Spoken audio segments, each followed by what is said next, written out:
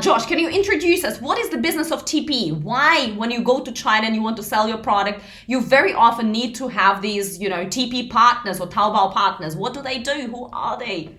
Okay, so first of all, TP is a big word, right? Like everyone calls themselves a TP, but there's actually a very specific thing. So it's not a technical partner. It's not a trade partner, no matter how people try to say, they've changed it a million times. It means Tmall partner. That was the original point of being a TP. And what it is Alibaba, when they launched Tmall, created a division, obviously focused on authorized commerce for brands. And they realized when they did this, these bigger brands needed some help. So they created a partnership program. And essentially, anyone that wants to become a Tmall partner has to go through a certification process. And so their team comes out, they audit you, make sure you're financially solvent.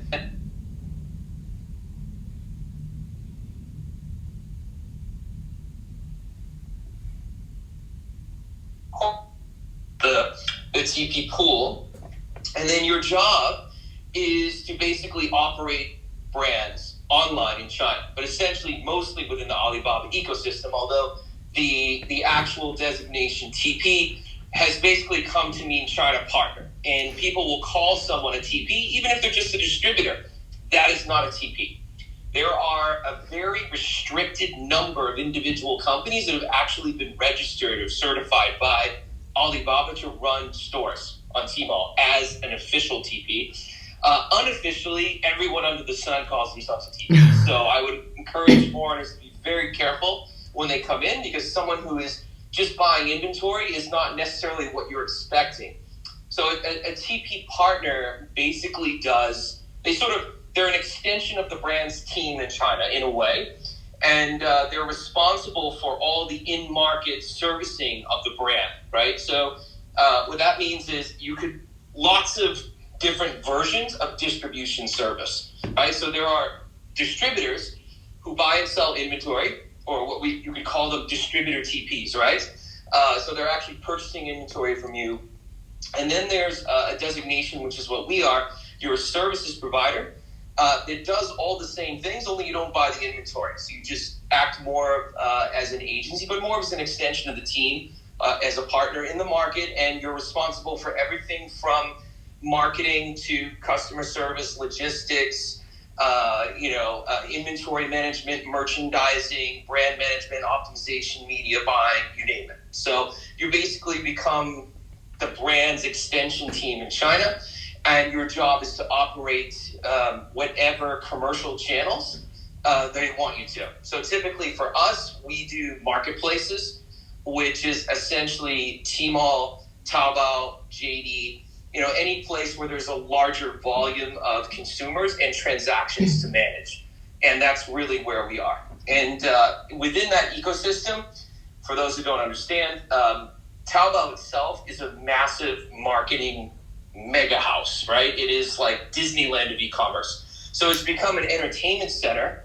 And so the TPs now are, not just us, obviously, a lot of our competitors. Everyone's gotten into everything from studio production. So we have our own live stream studio in-house where we have our own house live stream teams. We even book, famous live streamers to run things for the brands. We're doing all the integrated marketing because companies like Alibaba have bought or invested in the origin of demand. So all the platforms that create demand or where consumers are being entertained and exposed to brands and products. Essentially, Alibaba has integrated them into their ecosystem, bought them, invested in them.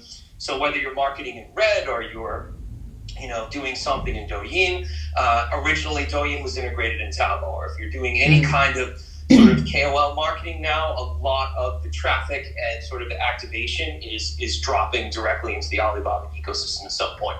So that's essentially what a TP partner does. Their role is to work for the brand and obviously for Alibaba and make sure that you onboard smooth into the Chinese market, that your budgets, the planning, all the detail around operational intensity of getting your brand online and servicing consumers and getting the growth and sort of the leadership position you're hoping for in the category, that is your TP partner's responsibility. And it's a contact sport. It's like trench warfare, and it's really intense. And so our job is very operational. We are not a social agency. Our job is to actually physically operate the brands online in China, and that's what we do.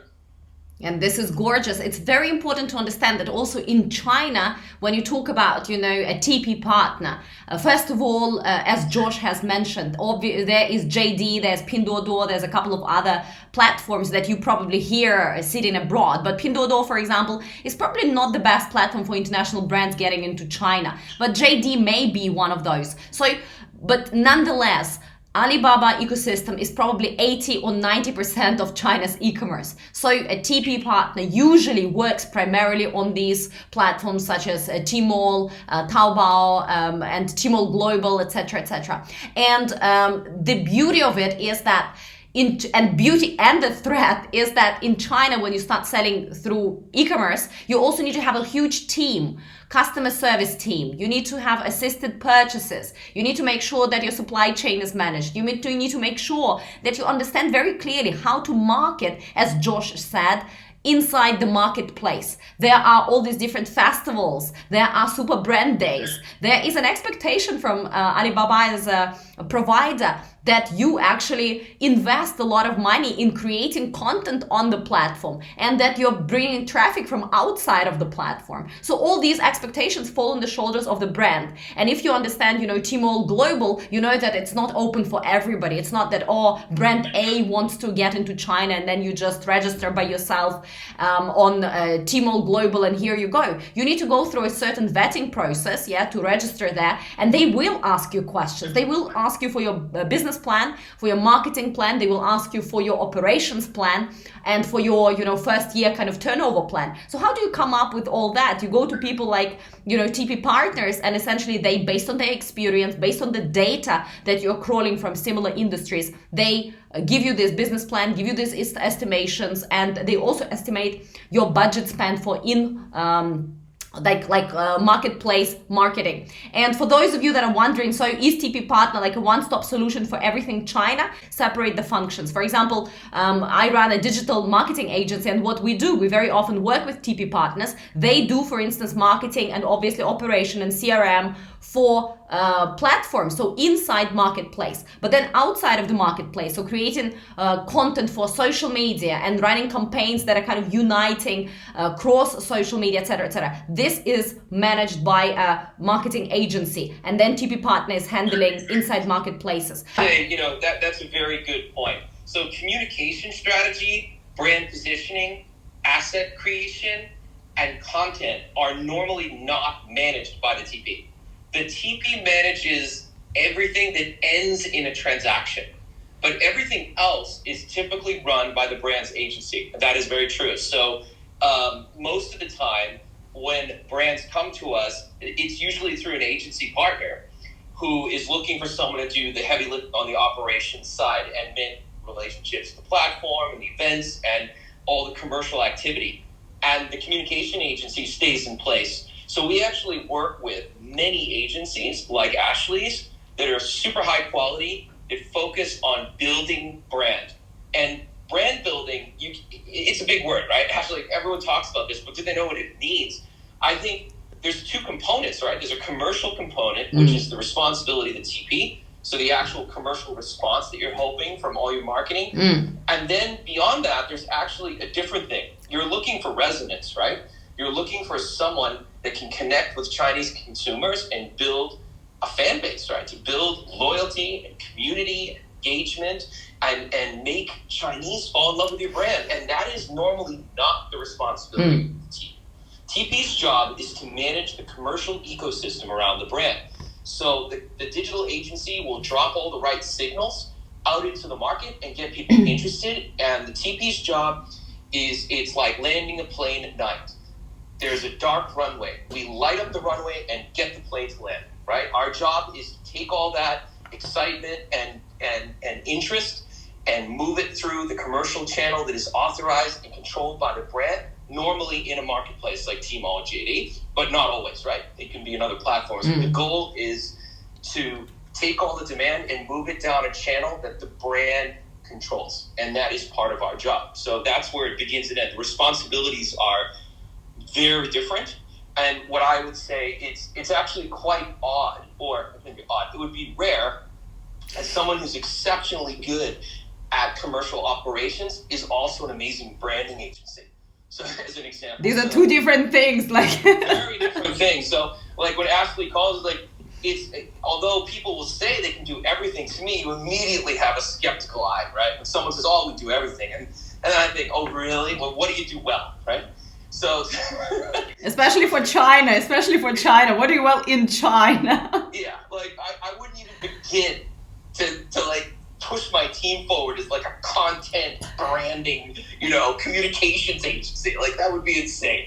But it's quite obvious what we do. And so I think once a brand, gets along that journey and they feel more confident, they understand the ecosystem, they master some of the dynamics around it, they'll start to see how important it is.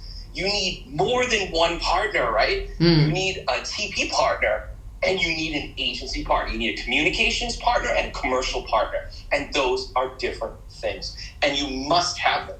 And they both need to be good. In China, you can't get away with one being good. It doesn't make up for the other thing. So if you have bad branding and bad communications, you can't grow. Your brand will not have enough scale to be competitive in the marketplace. So there's no commercial case. And if you have a bad TV partner, God help you, right? You can't get anywhere. You can't generate new revenue, and it's a big mess, and you get into trouble, and you can't make money. So you kind of need both, right, Ashley? I mean, you have to. Absolutely. Two things. Absolutely. And the reality is in the China market today, I mean, when new brands are coming to China, they very often either come through the commercial part. So they go to TP and they say, that's it, just sell for us. Or they come to marketing agency. We very often get those inquiries like, okay, yeah, just market for us. And I ask the question, so do you know how you're going to sell? So who is actually going to be doing the transaction? They say, yeah, well, that's easy. We're just going to open a marketplace. And I go like, whoa. So you clearly don't know where you're starting. Or if they go to a TP partner and say, you know what, guys, we just want to sell, but then we don't have a brand. Nobody knows about us. Search is zero. I mean, everything is zero. Then how are you going to generate that, that awareness? How are you going to position yourself? Have you even researched what's happening with your competitors? Do you have a niche in the market? Who out of these millions and millions of different subcultures within China are you actually targeting? All these are questions that definitely need to be answered to increase your chances for, success in China. Oh, absolutely. I got a great story I'll add here because this is, it's late at night. I just got a question from a potential client recently who was asking us, we're going through our SOW. I'm showing him all the things, it's very detailed, right? As it needs to be. And, he went ahead and asked, this is a brand, I can't tell you what the brand is because we're under confidentiality, but it's not a small name. And their question was, do you guys take care of trademark and corporate registrations?